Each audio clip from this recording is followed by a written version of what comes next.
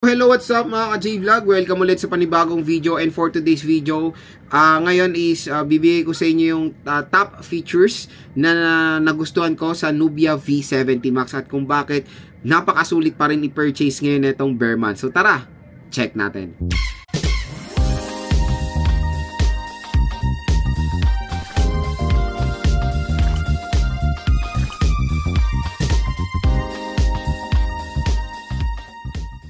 So yan mga ka-J-Vlog, for today's video, another Nubia V70 Max na naman tayo, at this time ay share ko sa inyo yung top features na nagustuhan ko dito sa Nubia V70 Max at kung bakit napaganda niyang i-purchase ngayon. At perfect na perfect gawin tong video natin dahil payday sale, murang-mura nyo na lang po makukuha ang Nubia V70 Max, especially dito sa ating view products, dahil since payday, meron pong special voucher na naghihintay sa inyo pag clinic nyo itong ating product link, or dyan kayo bumili sa ating product link, up to 1,000 pesos off ang pwede nyo makuha. Depende na lang po of course sa voucher at sa product, pero up to 1,000 pesos po ang pwede nyo ma-discount. So yun, ano nga muna ba ang suggested retail price ng Nubia V70 Max? Napakamura po. 4,699 lang to, or 4,700. Meron na kayong 6GB of RAM and 128GB of internal storage. Pero ngayon sa online, there's a possibility na makuha nyo lang ng 3,000 plus ang Nubia V70 Max pag in-apply nyo ang ating special voucher. Biruin mo below 4,000 pesos, naka 6GB of RAM. Wow, napakasulit niyan mga ka-J-Vlog. Then isang top feature ng Nubia V70 Max, yung kanyang RAM at ROM. Again, for its price na 3,000 to 4,000 pesos, napakalaking advantage po yan sa mga ibang competitors niya. Kasi usually, yung mga ibang competitors niya like Itel, like Infinix, like Tecno, Samsung, Oppo, usually talaga 4GB of RAM ang binibigay nila. Pero dito sa Nubia V70 Max, 6GB of RAM. Yan din yung ibang reason ng mga consumers kung bakit nagugustuhan nila yung Nubia V70 Max. Napakalaki po ng RAM. Syempre, when it comes sa performance, napakalaking tulong ng RAM. Again, sabihin na iba, Lods, bakit naman nakikita ko yung Tecno Spark Go 2 hanggang 16GB of RAM, up the iba is 12GB. Yan, 6GB lang eh. Again, mga ka-J-Vlog, wag po tayong maloloko sa ganung mga marketing getup. Nilalagay sa box 16GB, 12GB, pero in reality 4GB lang ang RAM nun. Talaga ang RAM. Again, pag bibili tayo ng smartphone, always look for the physical RAM, not the extended RAM. Kasi ang ginagawa ng mga ibang brands, ang laki ng 16GB, tapos dun sa baba nakalagay dun yung breakdown.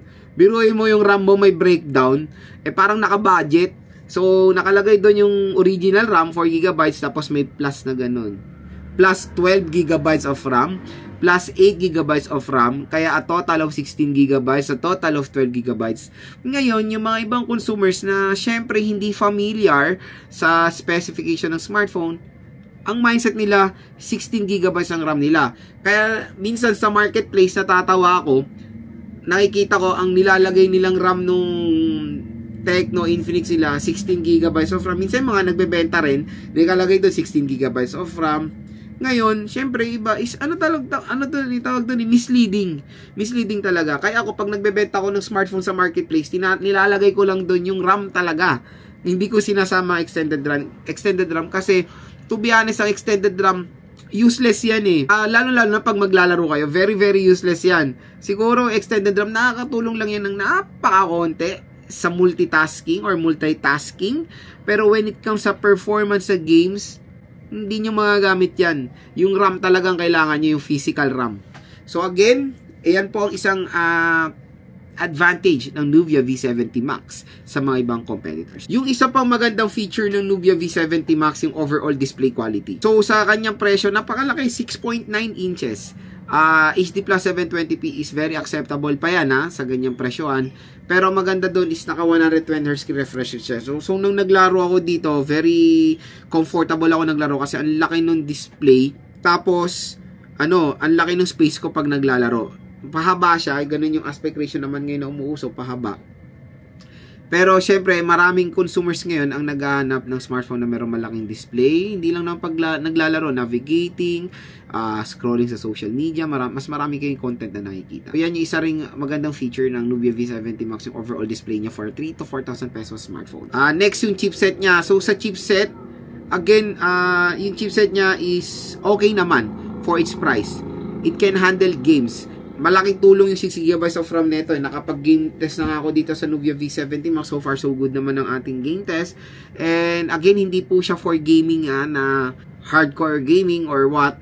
It can handle games. Hindi po mabagal yung chipset. Kumbaga, it can handle day-to-day tasks naman. Kaya for its price na 3 to 4,000 pesos, okay na okay rin naman. Next, yung battery niya. Yung battery niya napakalaki. 6,000 mAh non-removable battery. At naka 22.5 watt fast charging rate siya. So yes, marami rin mga consumers sa atin ngayon, especially yung mga nagtatrabaho. Naghahanap sila ng smartphone na merong malaking battery capacity. Yan, isang top feature din ng Nubia V70 Max is yung kanyang battery capacity, mga ka-J-Vlog. Biruin mo sa halagang napakamura lang, meron na kayong smartphone na merong makunat na battery. So perfect na perfect tong smartphone na to pag naglalaro kayo, pag kayo, heavy user kayo, for example, sa social media, matagal kayo nanonood. At syempre, perfect na perfect tong i-recommend sa mga consumers na motor taxi riders natin or delivery riders.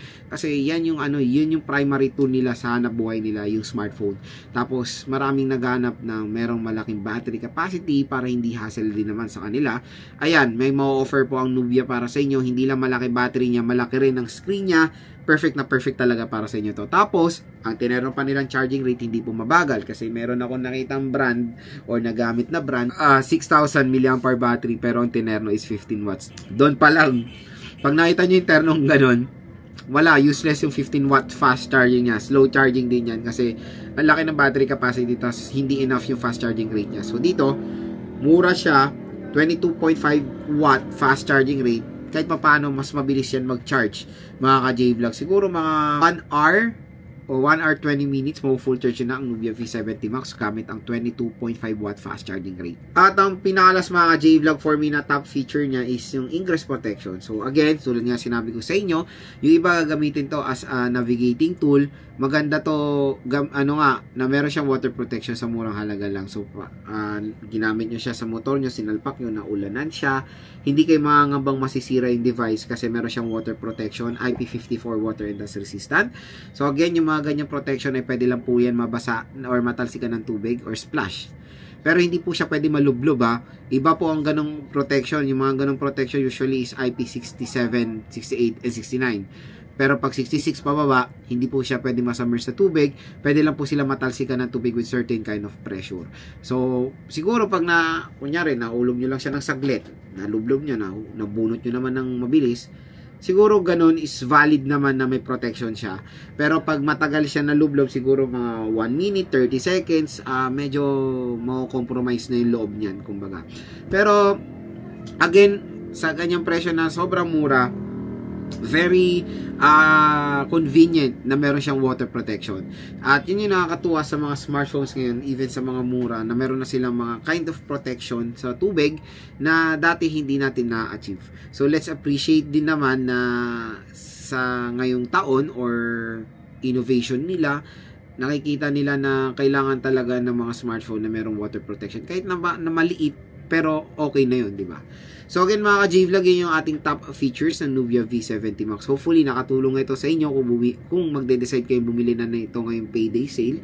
At kung interested nga kayo, dito na lang kayo bibili sa ating View Products dahil meron po mga special voucher na naghihintay sa inyo. Definitely, sobrang sulit po ng Nubia V70 Max nung ginamit ko rin siya. At yung design niya is kumbaga, nakakuha ng attention ng mga consumers kasi sobrang laki ng camera module pero in reality maliit lang ang camera module nun. So again, yung design is very eye-catching din sa mga ibang consumers dyan na parang maintriga sila, ano kaya smartphone yun, ang laki ng camera, parang ganun. Pero yes, overall napakaganda, sobrang sulit, sobrang mura at ang ganda ng specs na mo-offer for its price tag.